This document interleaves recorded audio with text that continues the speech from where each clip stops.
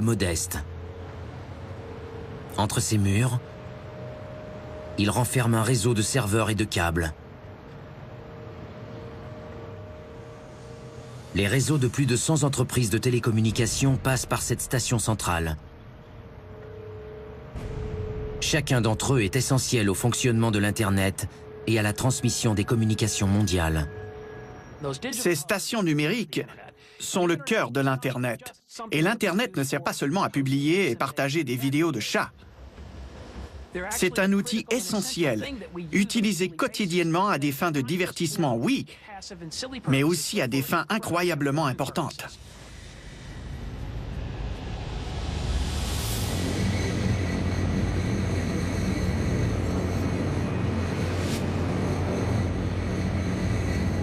Si une attaque extraterrestre désactivait l'Internet, notre économie et nos infrastructures de base s'effondreraient.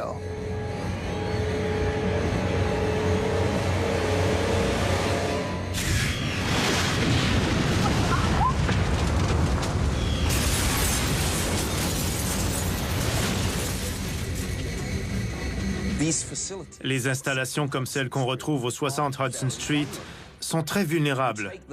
Si on les détruisait, l'Internet serait coupé. On est dépendant de nos ordinateurs, de nos portables et de nos cellulaires. Mais ils cesseraient tous de fonctionner. Les extraterrestres pourraient utiliser cette autre technique pour provoquer l'effondrement de notre civilisation.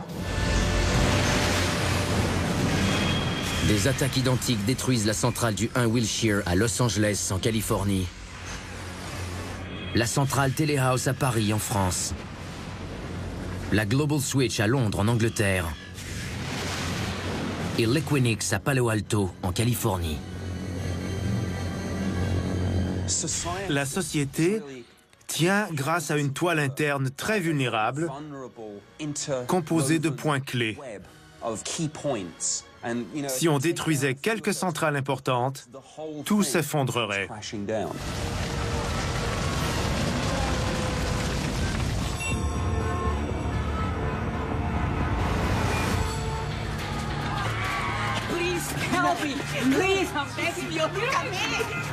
Une heure après l'attaque initiale, toute communication mondiale est impossible. Partout, des gens terrifiés et couverts de la mystérieuse pluie noire n'ont aucune idée de ce qui est en train de se passer. Tout le monde serait désorienté et pris de peur. Ce serait le chaos total.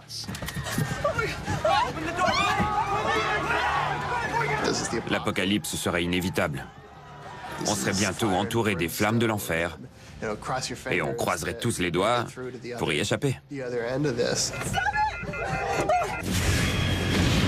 Les plus grands dirigeants des armées de plusieurs pays ont été tués, tout comme les hauts dirigeants politiques.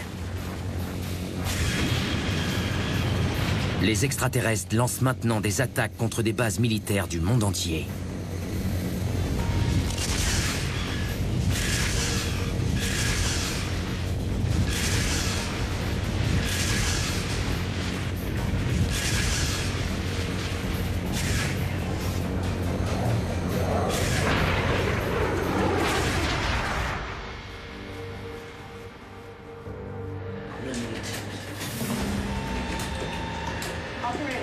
À la base aérienne Vandenberg, les officiers du Centre des opérations spatiales interarmées tentent d'établir la communication avec quiconque sur la chaîne de commandement.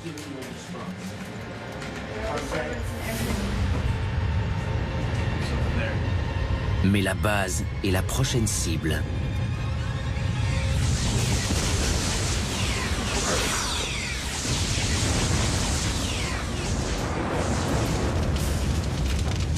L'armée ferait partie des cibles clés. Toutes les installations qui feraient partie de notre défense seraient les cibles principales.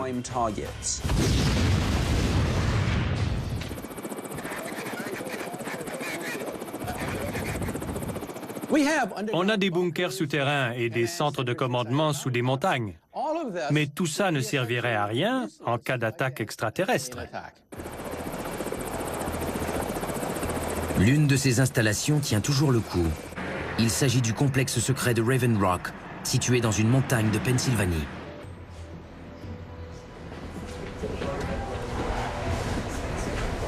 Le survivant désigné des États-Unis dirige maintenant ce qui reste de la nation la plus puissante du monde.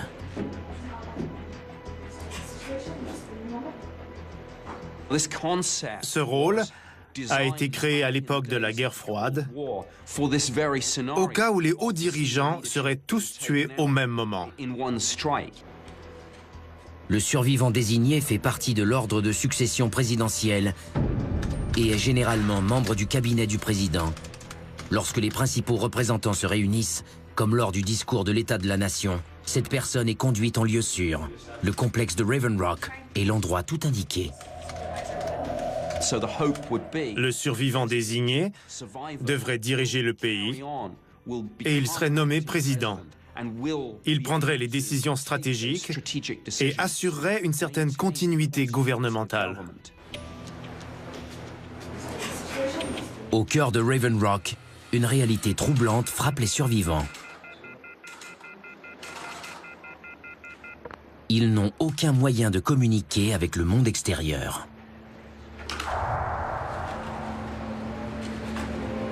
Ils n'auraient aucun moyen d'annoncer qu'ils sont toujours en vie. Le survivant désigné passerait par une gamme d'émotions bien différentes de celles des autres survivants. Les téléphones ne fonctionneraient plus. L'abri le protégerait de l'attaque biologique et des rayons de particules tombant du ciel. Mais il serait seul. Il n'y aurait que lui, son équipe de sécurité et les quelques autres personnes qui auraient pu entrer dans le complexe.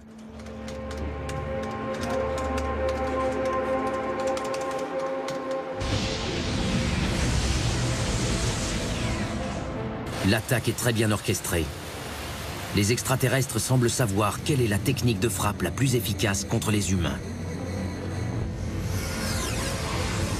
Mais comment une civilisation extraterrestre a-t-elle obtenu ces renseignements? Est-il possible que nous les ayons nous-mêmes donnés?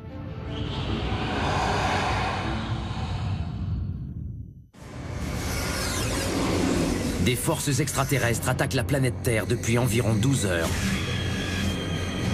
Tous les moyens de communication sont maintenant coupés. De grandes installations militaires ont été vaporisées. Des millions de personnes ont déjà perdu la vie. Ces attaques coordonnées visent clairement les habitants de la Terre. Mais comment les extraterrestres nous ont-ils trouvés ? Bien sûr que les extraterrestres sauraient qu'on est là. On communique notre existence dans l'espace depuis les 50 dernières années. Depuis les débuts de la radiodiffusion dans les années 1920, des ondes radio quittent notre planète à la vitesse de la lumière. Aujourd'hui, elles forment une sphère à 110 années-lumière de la Terre, l'équivalent de 1000 milliards de kilomètres. Toute intelligence artificielle présente à l'intérieur de cette sphère détecterait facilement la Terre et les formes de vie qui l'habitent. Des scientifiques ont intentionnellement diffusé des messages détaillés dans l'espace dans l'espoir de trouver une oreille attentive. Est-ce qu'on est fou? Honnêtement, si vous étiez perdu dans la jungle et que vous ne saviez pas ce qui vous entoure, crieriez-vous « Allô, allô, je suis là, prédateur, venez me chercher ?» Mais non, vous resteriez silencieux parce que vous ne sauriez pas ce qui se cache autour. En 1977, la NASA a envoyé un disque plaqué or dans les sondes Voyager 1 et 2. Il offrait un aperçu visuel de la nature de l'humanité. On a envoyé des images magnifiques de la Terre. Et de la musique. On a aussi envoyé des salutations. Bonjour tout le monde. Hola y saludos a todos. Konnichiwa. O genki desu ka? Dans plusieurs langues différentes. Le disque contenait aussi une carte indiquant l'emplacement de la planète Terre. Si des extraterrestres hostiles trouvaient ce disque doré,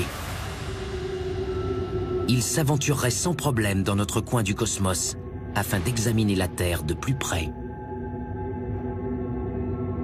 S'ils s'aventuraient assez près pour intercepter des communications satellites,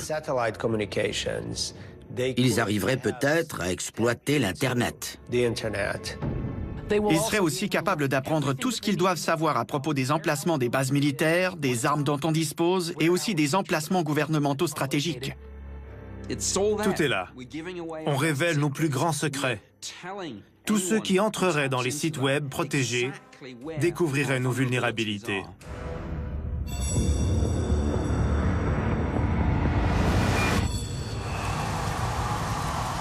En Argentine, les amateurs de soccer font partie des centaines de milliers de victimes touchées par un mal étrange. Un mal étrange apporté par un fluide noir tombé du ciel.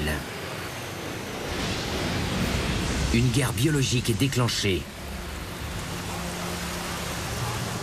Et les attaques sont orchestrées dans le but d'infliger le plus de dommages possible.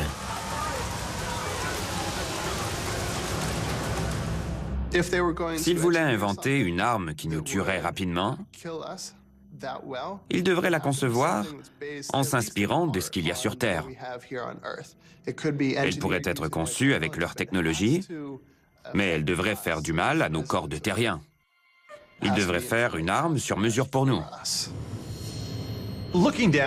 Les extraterrestres devraient faire un choix entre tel virus ou telle bactérie. Ils se demanderaient si les champignons cordyceps auraient raison de nous. Ils analyseraient sûrement la vitesse de propagation et d'infection pour choisir la meilleure attaque. Le cordyceps est un champignon qui infecte les insectes, dont les fourmis. Pour se reproduire, le cordyceps prend le contrôle du cerveau de son hôte et le force à se positionner en hauteur sur une plante ou un arbre. On dirait un film de zombies, mais c'est réel. Écoutez bien ce qu'il fait aux fourmis. Il prend le contrôle de leur corps, il y grandit et rend les fourmis complètement folles.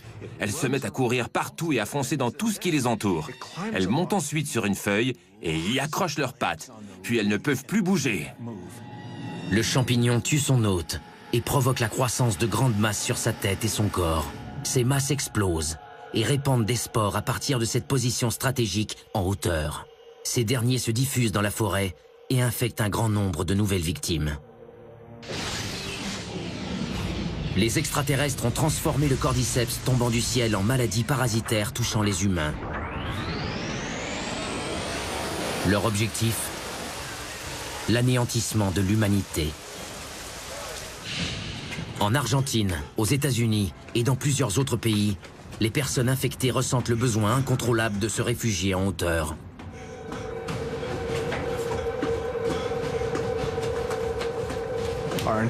On n'aurait plus l'impression d'être dans notre propre corps. Il semblerait nous attaquer. Notre esprit percevrait tout autrement. On verrait des menaces partout et on attaquerait tout ce qui nous entoure.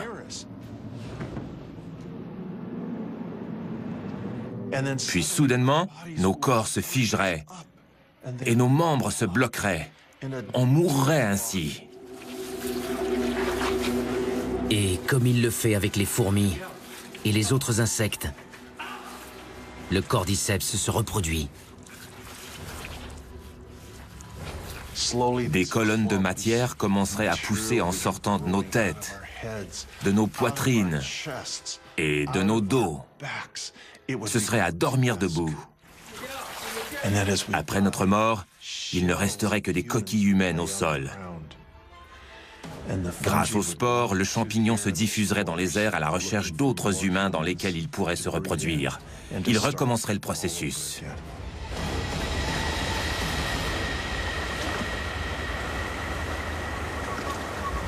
En l'espace de quelques heures, l'air du monde entier se remplit de spores meurtrières. Les pires scénarios liés à l'utilisation d'armes biologiques sont absolument terribles. De telles armes pourraient probablement tuer tous les humains de la Terre.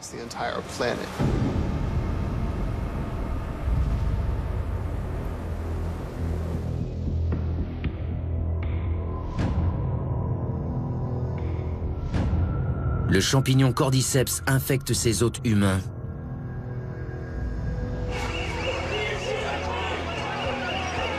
Et une panique générale s'ensuit.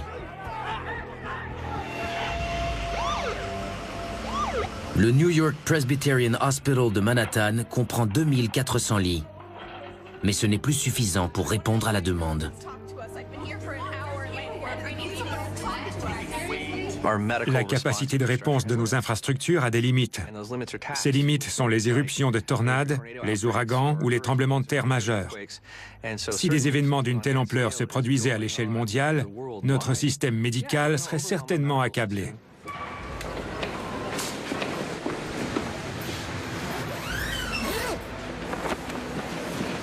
Si un virus créé par une forme de vie extraterrestre nous touchait, les médecins ne sauraient peut-être pas comment le traiter. Et ils finiraient sûrement par être infectés aussi. Ce serait terrible. De plus en plus d'humains succombent à l'attaque biologique. Et ceux qui n'y ont pas encore été exposés n'ont qu'un moyen de survivre. Ils doivent absolument se défendre.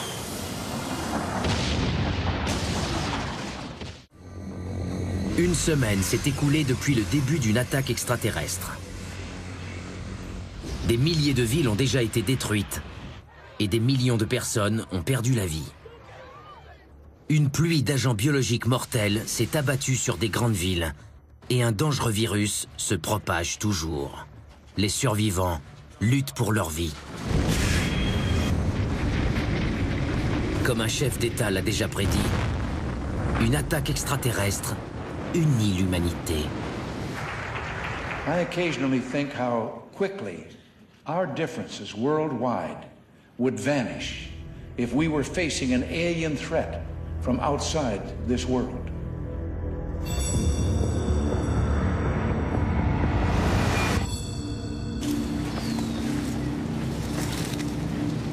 L'humanité est une structure civilisée organisée. Mais cette structure s'effondrerait dans la semaine suivant l'invasion extraterrestre. Par contre, on se regrouperait. C'est le pouvoir et l'essence de l'humanité. On se battrait pour le bien commun et pour notre patrie.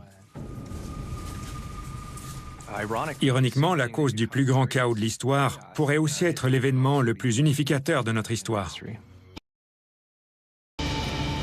De grandes bases militaires et des villes importantes sont maintenant en ruine. Autour du monde, des survivants poursuivent le combat. Des petits groupes de soldats survivraient probablement à l'attaque et ils essaieraient de se défendre ici et là.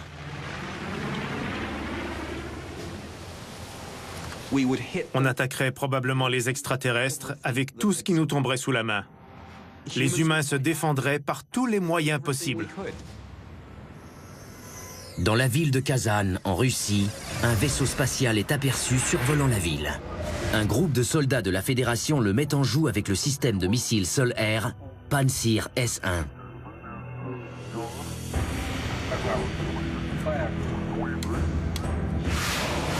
C'est la meilleure arme dont le groupe dispose. Mais ce n'est pas suffisant.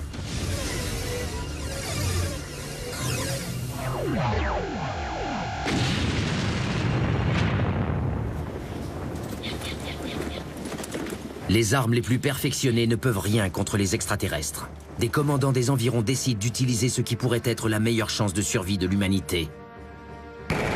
Les armes expérimentales de demain. On a plusieurs systèmes d'armement qui pourraient servir à défendre la planète. L'un de ces systèmes est parfois appelé le fusil le plus puissant du monde.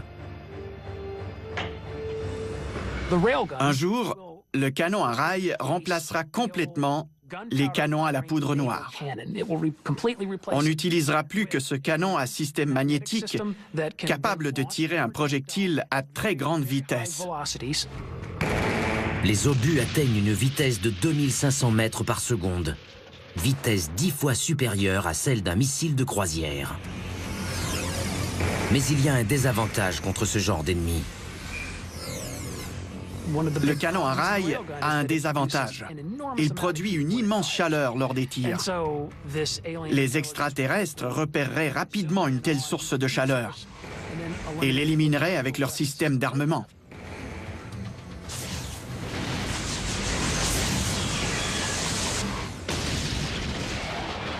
Pour défaire les extraterrestres, il n'y a qu'une autre option.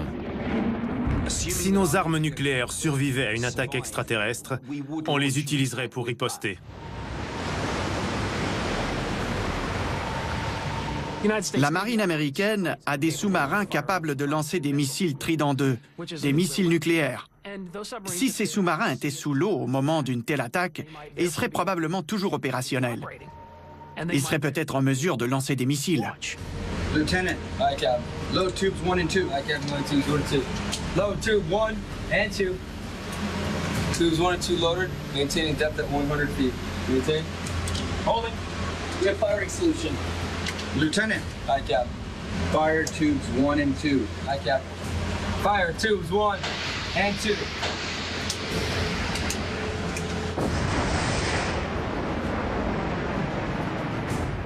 Dès l'instant où les missiles seraient lancés, les extraterrestres arriveraient à déterminer l'emplacement des sous-marins et lanceraient une contre-attaque.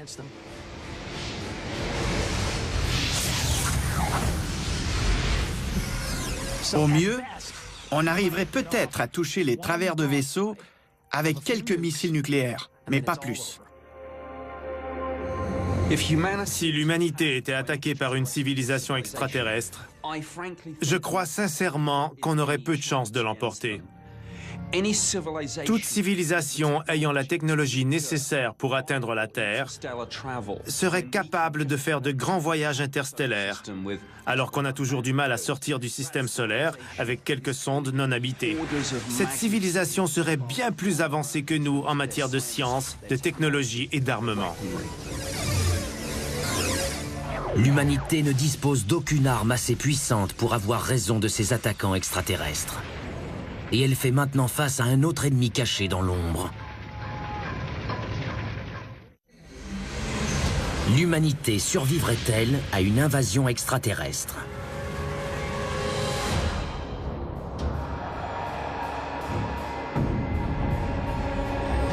Un mois après une attaque catastrophique mortelle, la race humaine fait face à un niveau de dévastation jamais vu. Des villes entières sont en ruine.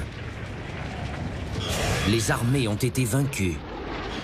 Et une arme biologique continue de faire des ravages en se propageant maintenant hors des grandes villes.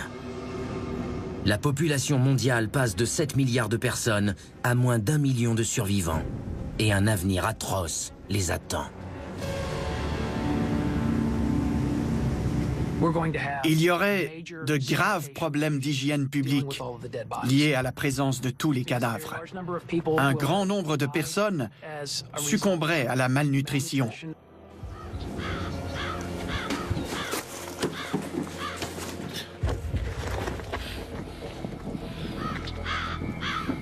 Sans des systèmes de traitement de l'eau fonctionnels, on aurait de graves problèmes de contamination. Les gens boiraient toute eau qu'ils trouveraient, qu'elle soit contaminée ou non. Le colis se transmettrait facilement et ferait un grand nombre de victimes.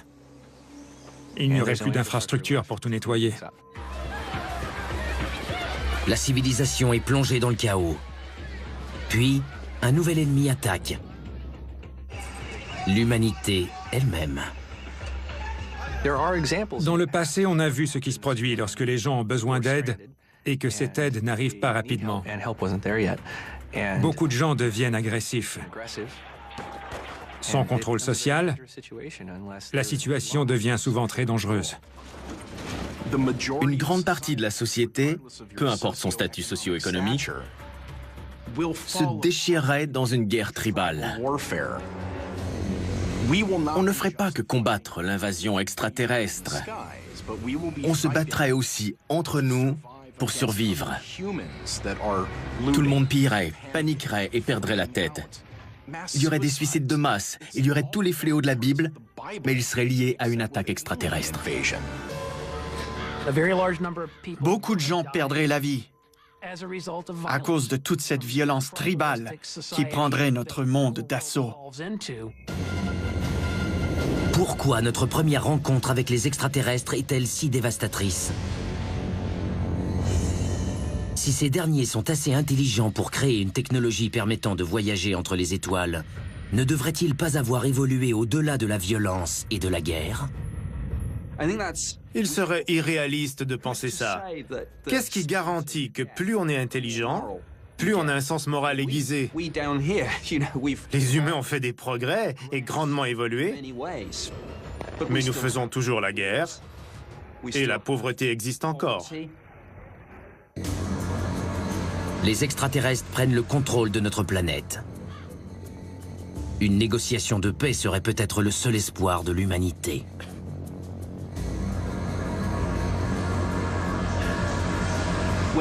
En cas de situation critique, les dirigeants du monde essaieraient certainement de négocier avec les extraterrestres. On leur demanderait ce qu'ils veulent.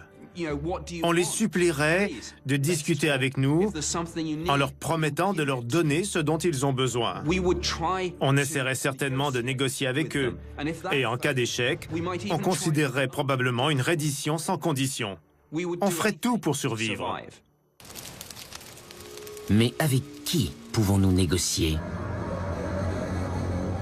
Si on arrivait à abattre un vaisseau extraterrestre et qu'on s'en approchait pour voir de quoi il est constitué, on se rendrait compte qu'il n'y a personne à l'intérieur. Il ne serait peut-être qu'une grosse machine, un gros ordinateur ou un très gros robot.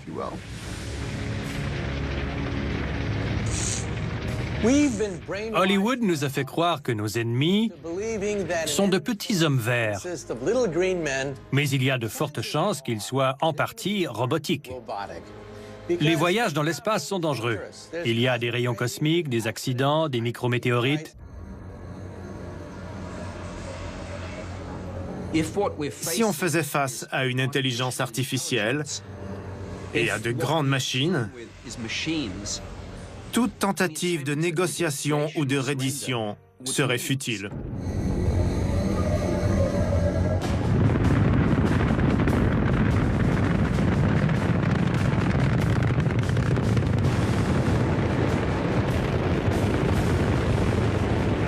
Confier l'exploration de l'espace à des robots n'a rien d'une histoire de science-fiction. Les humains le font depuis des décennies. Il est beaucoup plus facile d'envoyer un engin robotique d'une planète à une autre qu'envoyer un engin renfermant une forme de vie. C'est pour ça qu'on a envoyé des astromobiles sur Mars au lieu d'envoyer des astronautes. Des robots ont atterri sur la planète Mars dans le but de l'inspecter. Une forme de vie extraterrestre ferait la même chose sur Terre. De nos jours, nous utilisons même des robots pour faire la guerre. La comparaison avec l'humanité est intéressante. Des drones et des sondes sont souvent utilisés lors des attaques militaires. Les véhicules de combat contrôlés à distance sont l'avenir de la guerre. Mais pourquoi ces envahisseurs robotiques sont-ils venus sur Terre? L'humanité a-t-elle la moindre chance de survivre?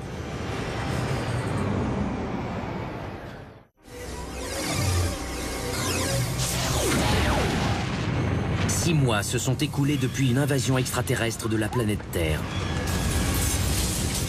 Les gouvernements de nombreux pays ont été éliminés. Et des grandes villes ont été réduites en cendres.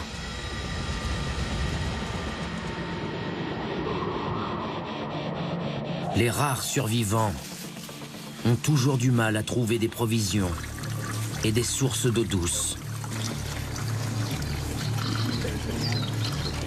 Et le système de communication numérique a été détruit.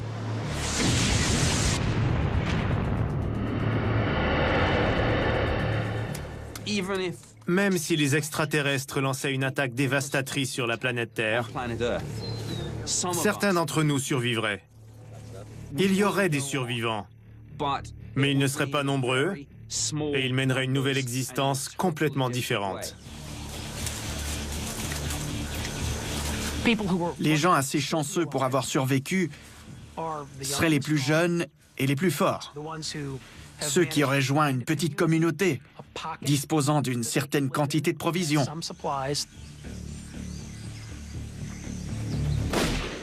La chasse et les autres instincts primitifs sont la clé de la survie.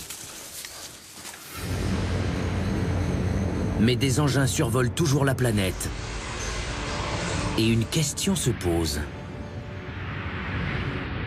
Pourquoi des robots extraterrestres ont-ils traversé l'univers pour anéantir la vie sur Terre? La Terre renferme des minéraux et de nombreuses ressources qu'une civilisation en quête d'énergie pourrait récolter. Il est donc possible que des extraterrestres arrivent sur Terre pour nous voler nos ressources. Par contre, il existe des tas de planètes riches en ressources sur lesquelles la vie humaine n'existe pas. Et je crois qu'ils pilleraient ces planètes d'abord. Ils nous attaqueraient probablement après avoir pollué leur planète et épuisé leurs ressources au point de non-retour. Ils devraient s'établir sur Terre pour avoir une chance de survivre. Ils n'établiraient pas seulement des colonies pour extraire du fer ou du tungstène du sol. Ils viendraient s'établir ici. Une fois l'attaque complétée, les extraterrestres passent à l'étape de la terraformation. Ce processus consiste à transformer une planète pour l'adapter à une forme de vie particulière. J'imagine qu'à la phase suivante, de grosses ou même d'énormes machines descendraient du ciel, se poseraient au sol et s'y fixeraient pour intégrer de nouveaux gaz et modifier la température de notre monde. Elles changeraient aussi la composition de notre atmosphère. La Terre est une excellente candidate, puisqu'elle se trouve dans ce qu'on appelle la zone habitable. Située près d'une étoile, cette zone comprend des planètes où l'eau existe sous forme liquide et où la vie peut se développer. Des scientifiques croient que notre emplacement serait la cause la plus probable d'une invasion extraterrestre. Ce n'est pas bien différent de ce qu'on commence à faire. On envoie des sondes spatiales robotiques sur Mars pour analyser des échantillons de sol. Ce n'est pas nouveau. Mais les extraterrestres qui nous attaqueraient et qui procéderaient à une terraformation auraient une technique légèrement plus évoluée que la nôtre. La terraformation serait le dernier chapitre pour l'humanité. Ils arriveraient ici et terraformeraient notre planète. Ils créeraient un air respirable pour leur espèce. Mais cet air nous tuerait.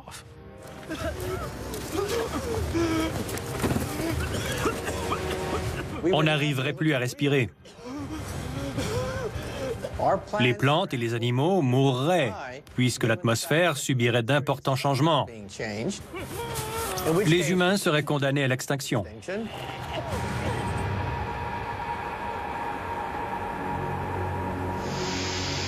Cette idée n'est pas tirée d'un livre de science-fiction, mais bien inspirée de nous-mêmes. L'humanité s'aventure toujours plus loin dans l'espace. Et les scientifiques se demandent ce qui se produirait si une forme de vie extraterrestre faisait obstacle à notre survie. Si l'humanité devait se rendre sur une autre planète, où une autre espèce habitait déjà, on la détruirait sûrement pour survivre. C'est la loi du plus fort. Honnêtement, ce ne serait peut-être que les affaires ou une expansion stratégique.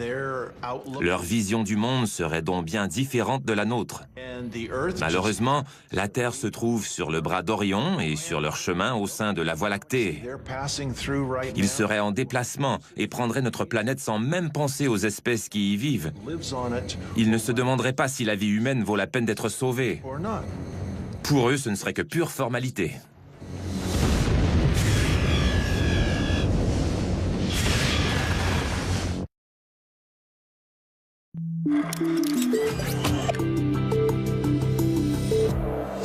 Doomsday 10 scénarios pour la fin du monde, un nouvel épisode dans un instant sur Science et Vie TV.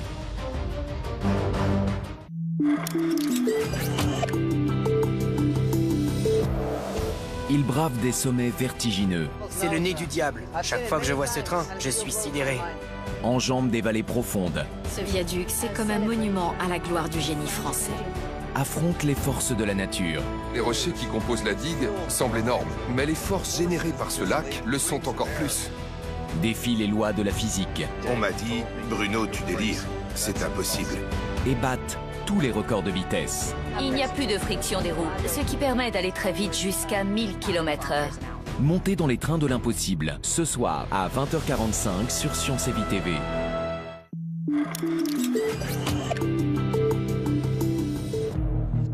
Le 11 avril 1970, la fusée d'Apollo 13 décolle pour un 3e vol habité sur la Lune. Mais à mi-parcours, une fuite d'oxygène transforme la mission en cauchemar.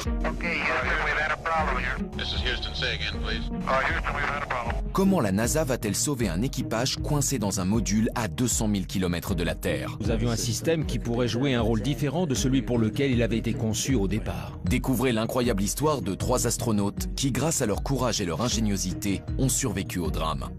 Apollo 13, sauvetage en 13 temps, vendredi à partir de 20h45 sur Science et Vie TV.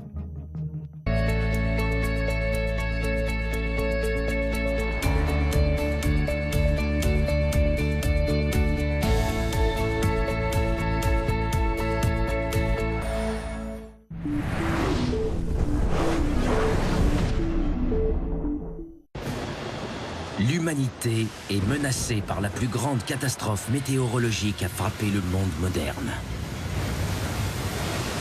Une catastrophe d'une telle ampleur aurait de graves conséquences pour la planète entière. Il y a des blizzards, des ouragans, des feux incontrôlés et d'importantes inondations. Toute cette destruction ne peut être causée que par un seul phénomène, l'arrêt des courants océaniques. Si on joue avec un système météorologique océanique, le climat se déchaîne.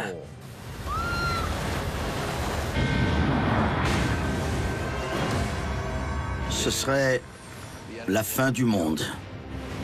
Serez-vous prêts? Est-il possible de survivre à la fin du monde?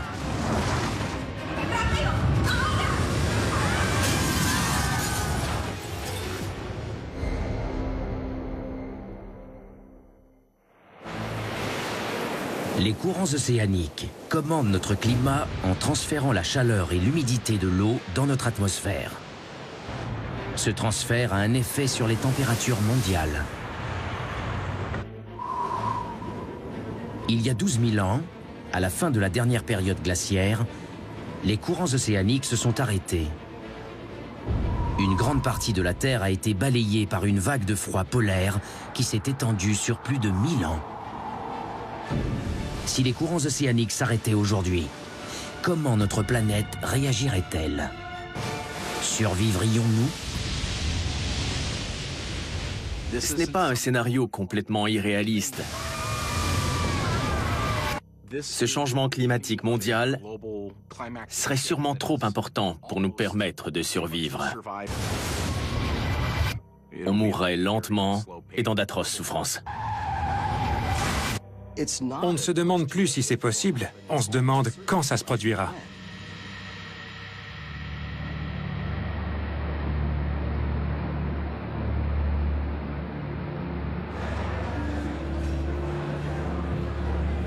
Au Fenway Park, à Boston. Des amateurs de baseball assistent à une partie des Red Sox. Soudainement, le plus vieux stade de baseball professionnel aux États-Unis est inondé par un véritable déluge.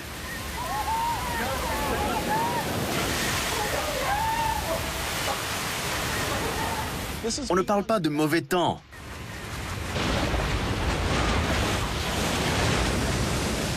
Boston serait rayé de la carte.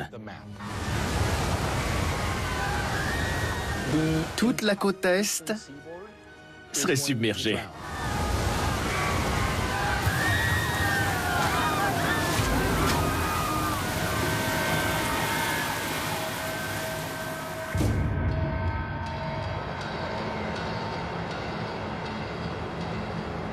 La destruction de Boston est la conséquence d'une catastrophe plus effrayante que tout ce à quoi l'humanité a fait face. Tout a commencé plusieurs décennies plus tôt. En 2015, les scientifiques ont découvert un phénomène désastreux au cœur du système de courant océanique que l'on surnomme parfois le tapis roulant océanique. Ce tapis roulant océanique est le système de circulation des océans. Le principal courant de cette courroie de transmission océanique est dans l'Atlantique Nord. L'eau chaude se déplace comme sur un tapis roulant d'usine, de l'équateur au nord de l'océan Atlantique, où elle devient froide, salée et dense. Cette eau plus dense se dirige ensuite vers le sud, en se rapprochant du fond océanique. De l'eau des tropiques s'écoule donc au-dessus d'elle. L'eau froide parcourt tous les océans du monde jusqu'à ce qu'elle se mélange à de l'eau plus chaude. Elle revient ensuite dans l'Atlantique Nord et répète ce long cycle.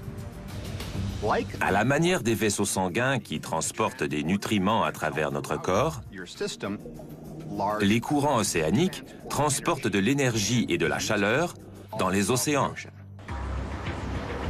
Les courants océaniques sont extrêmement importants, puisqu'ils distribuent la chaleur qui a un effet sur le climat du monde entier.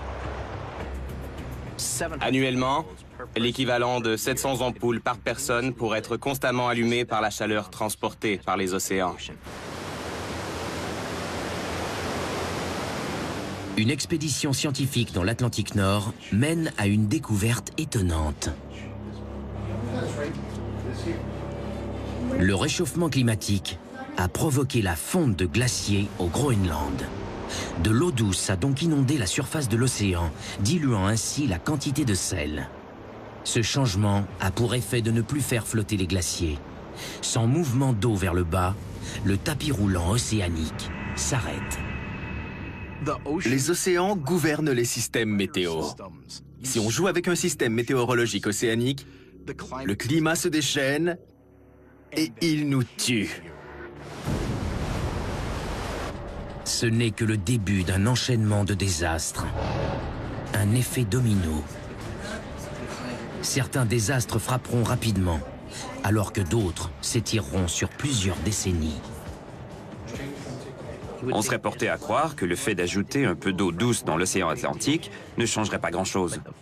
Mais tout ça est un réseau très sensible. Changer un seul élément pourrait avoir un effet catastrophique à l'échelle de la planète.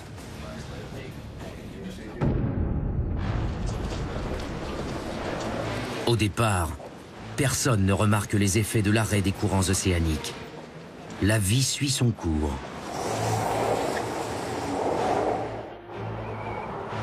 Mais 6 mois plus tard, le désastre frappe. Les habitants de l'Europe du Nord sont les premiers à en subir les effets. Habituellement, le climat de cette région est tempéré tout au long de l'année puisque les courants de surface de l'Atlantique dégagent de la chaleur. Sans cet air chaud, la région est balayée par un vent glacial. Des vents beaucoup plus froids provenant des latitudes nord souffleraient sur certaines régions. Le climat changerait radicalement, particulièrement en Europe.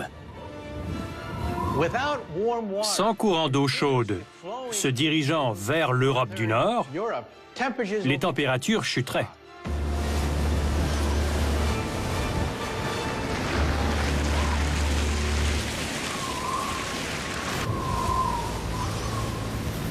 Les effets du froid polaire se répercutent partout dans le monde.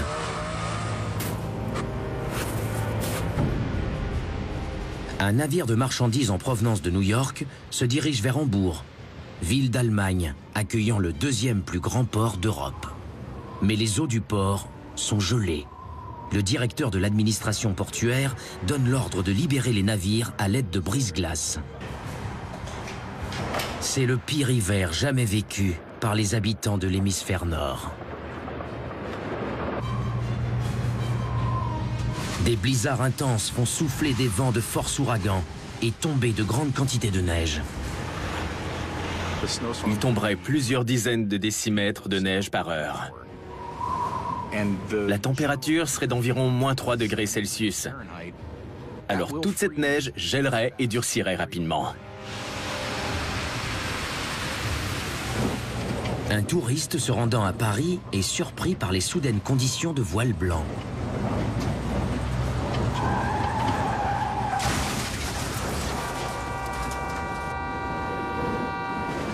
Les véhicules de service d'urgence ne peuvent plus circuler dans toute cette neige pour aider les dizaines de victimes prises au piège. Le froid sème la mort. L'hypothermie est un phénomène terrifiant. La température corporelle chute à un point où il devient impossible pour le corps de maintenir ses fonctions vitales. Elle provoque des crampes musculaires et rend la respiration difficile. Elle provoque aussi une fièvre pour tenter de garder le corps en vie. Mais la température centrale finit par chuter. Le corps arrête de fonctionner parce qu'il est trop froid.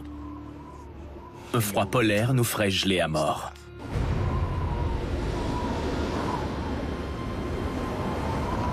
L'Europe du Nord est condamnée à rester sous ce froid polaire. Le nombre de victimes continuera d'augmenter.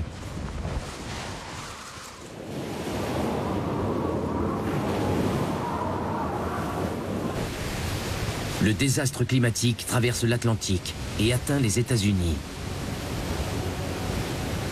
Dans la baie du Massachusetts, l'air glacial en provenance de l'Atlantique Nord provoque l'arrivée d'un important front orageux.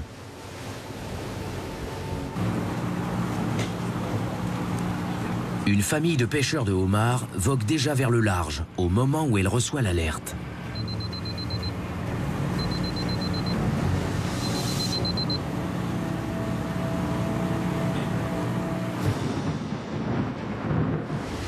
Une tempête d'une étendue de 160 km. Des vents qui soufflent à 135 km à l'heure. Les pêcheurs n'ont jamais rien vu de tel.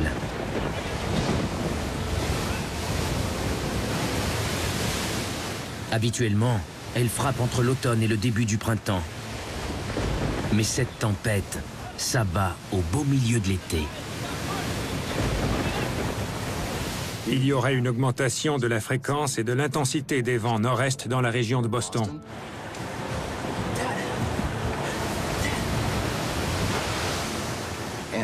Le vent nordais serait beaucoup plus fort.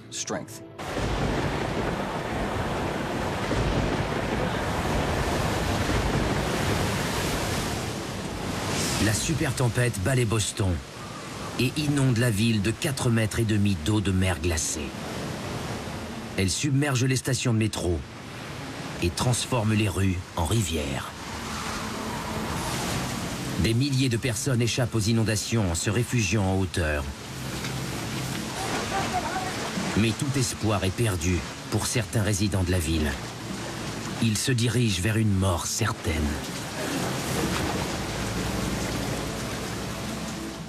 Cette grande catastrophe serait vraiment terrifiante. La société s'effondrerait complètement d'un point de vue local et mondial. De Boston à l'Europe du Nord, des images de la catastrophe se répandent comme une traînée de poudre. Et partout dans le monde, les gens se préparent au pire. Ils fortifient des abris et font des provisions de nourriture, d'eau et de denrées essentielles.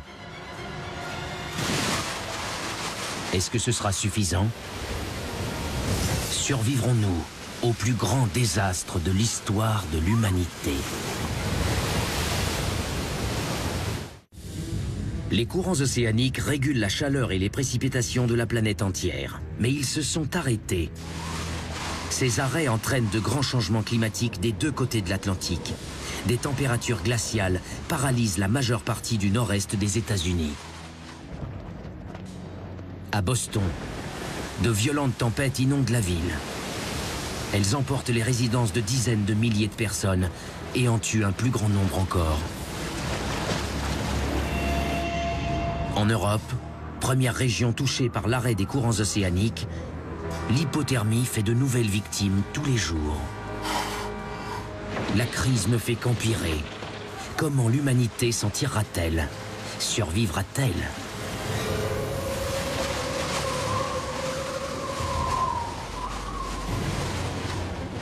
Un an s'est écoulé depuis l'arrivée d'un nouveau régime climatique.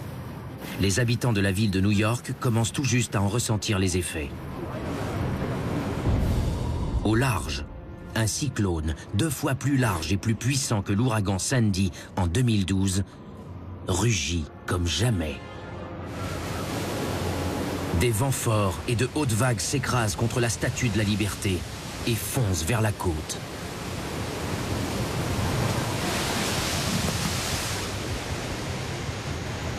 Une tempête 2 fois plus puissante que Sandy est presque impossible à imaginer. Les voitures s'entasseraient, formant des barrages dans plusieurs quartiers. Les métros seraient inondés.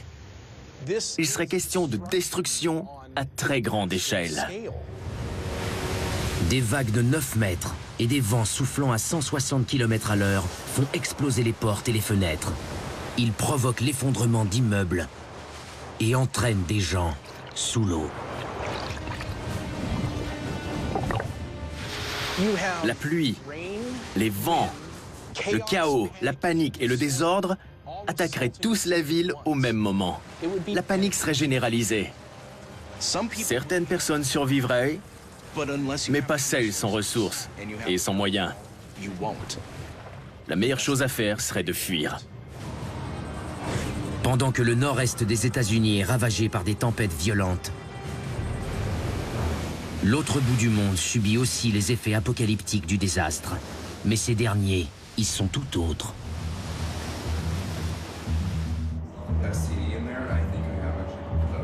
Depuis l'arrêt des courants océaniques, l'eau chaude ne quitte plus l'équateur en direction du nord. La chaleur s'accumule dans les océans de l'hémisphère sud, ce qui a pour conséquence de déplacer la bande des températures les plus élevées au sud de l'équateur. Il en va de même pour la ceinture de pluie des régions tropicales. Les ceintures de pluie se déplaceraient probablement vers le sud. Les régions qui reçoivent beaucoup de pluie connaîtraient des sécheresses. Le Punjab, une région subtropicale, a déjà été le grenier de l'Inde. Le sol y était fertile et idéal pour la culture de différentes céréales servant à nourrir les 1,3 milliard d'habitants du pays. Le manque de précipitations est maintenant un grave problème pour 1/7 de la population mondiale. De grandes régions greniers, comme celle de l'Inde, ont besoin d'inondations pour la culture du riz. Elles ont besoin de beaucoup d'eau pour la culture d'énormes quantités de nourriture. Cette eau provenait des moussons saisonnières. Mais ce n'est plus le cas. Les fermiers craignent de ne pas pouvoir récolter assez de céréales pour nourrir leur famille.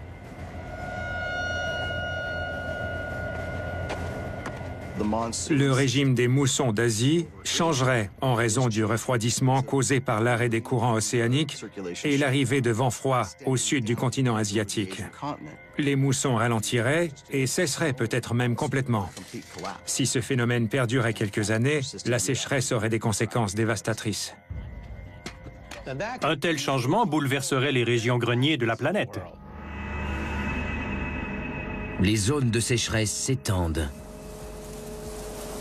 Les cultures meurent. De l'Asie du Sud-Est au sud des États-Unis. Dans le nord du Texas, des fermiers sont impuissants devant l'anéantissement de leur mode de vie. Le manque de précipitations transforme les champs de maïs en désert. Les vents forts poussent le sol aride, créant ainsi de violentes tempêtes de poussière. Ce genre de sécheresse donnerait des allures dérisoires au bol de poussière de la Grande Dépression. Elle serait beaucoup plus importante. Tout le maïs du nord du Texas disparaîtrait. Les fermiers ne pourraient rien y faire. La ceinture verte de l'État serait chaude, déserte et complètement perturbée. Le nord-est des États-Unis est balayé par des super tempêtes depuis un certain temps. Mais les effets du désastre environnemental se dirigent maintenant vers le sud. Leur prochaine cible est le Brésil. Des habitants du pays se prélassent sur les plages de Copacabana et Ipanema. Mais le temps change soudainement.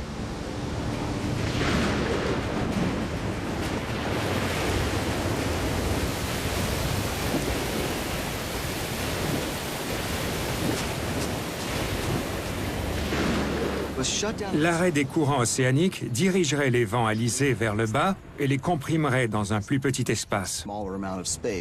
La quantité de vent pourrait donc augmenter.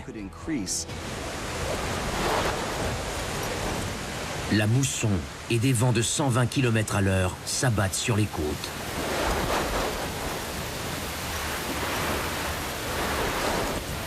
La tempête frappe Rio de Janeiro et transforme la ville en piège mortel. Les résidents et les touristes sont entraînés sous les vagues rapides.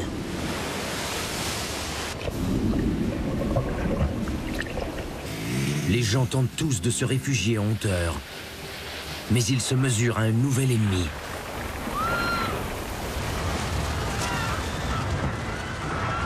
L'eau pluviale d'orage s'accumule rapidement sur les pentes raides des montagnes environnantes. Le sol gorgé d'eau se relâche, créant ainsi une vague de roches, de boue et d'eau d'une hauteur de 25 mètres.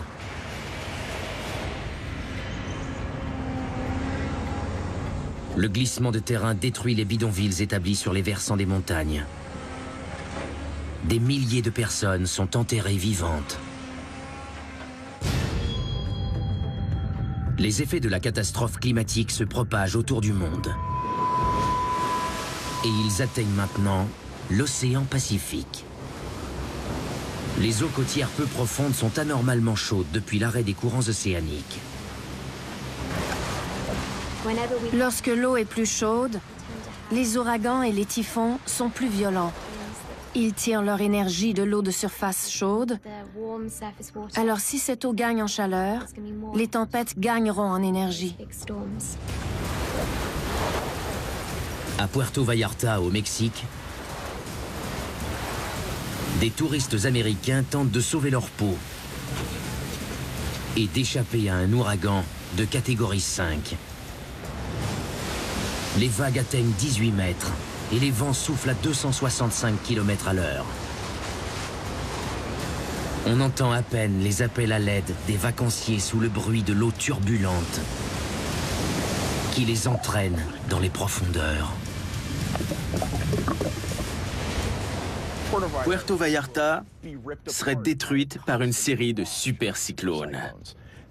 Ces grandes tempêtes passeraient par-dessus la péninsule et détruiraient des villes entières. Elles les raseraient de la carte. On ne dirait pas « un cyclone est passé, il faut tout reconstruire ». On dirait « un cyclone ? Oh, un autre cyclone. Et un autre ». Puerto Vallarta n'est que la dernière victime. Les villes et les villages de l'Amérique centrale et de l'Amérique du Sud disparaissent aussi sous l'eau.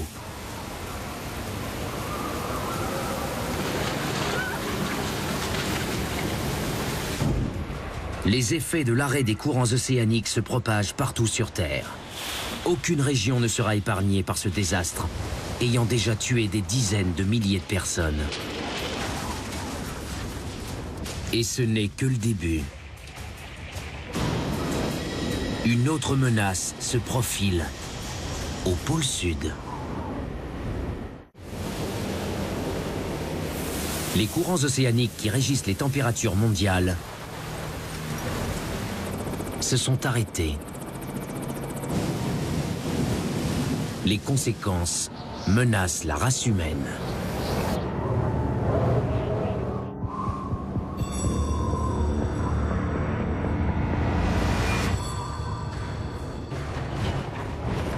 Dix ans se sont écoulés depuis l'arrêt des courants. Et ce phénomène a entraîné une série de désastres dans différentes régions du monde, que ce soit des super tempêtes, des sécheresses graves, des ouragans violents ou encore des blizzards. Près d'1 milliard de personnes ont déjà péri. Le nombre de victimes continue d'augmenter et les températures continuent de chuter en Amérique du Nord et en Europe du Nord.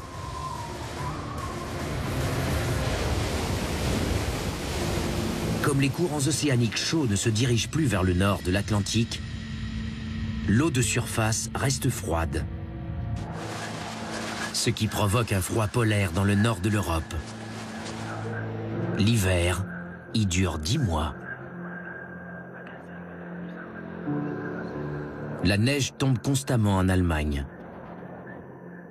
Le directeur du plus important port du pays a déjà utilisé de grands brise-glaces pour permettre aux navires d'atteindre le port.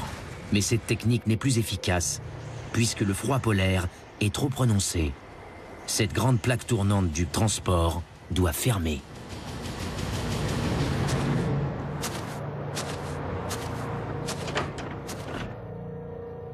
La livraison de nourriture et d'autres ressources n'est plus possible. Pour tous ceux qui tenaient leur prochain repas pour acquis, comme l'ancien directeur du port, nourrir une famille devient une tâche à temps plein. Les gens souffrant de problèmes liés au temps froid, tels que des pneumonies ou des engelures, envahissent les hôpitaux. L'engelure est la congélation physique des tissus au point où ils ne peuvent plus survivre. Elle les fait pourrir. La peau devient noire. Il n'y a qu'une seule chose qui empêche la propagation, il faut couper les doigts. On peut aussi attendre qu'il tombe tout seul.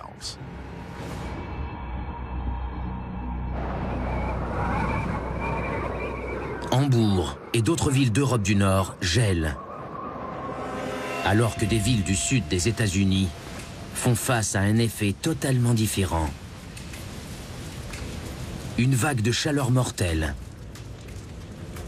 Avec le temps, l'arrêt des courants océaniques a réchauffé l'atmosphère et déplacé la ceinture des pluies, ce qui a provoqué une sécheresse. De la fumée remplit maintenant le ciel du nord du Texas. Et les champs de maïs de l'État ne sont plus qu'un terreau fertile pour les incendies. La réduction d'humidité dans l'atmosphère créerait des conditions plus sèches au sol. Il y aurait donc plus de feu incontrôlé et il relâcherait de la suie et différentes matières dans l'atmosphère. Tout ça serait dangereux pour la santé humaine.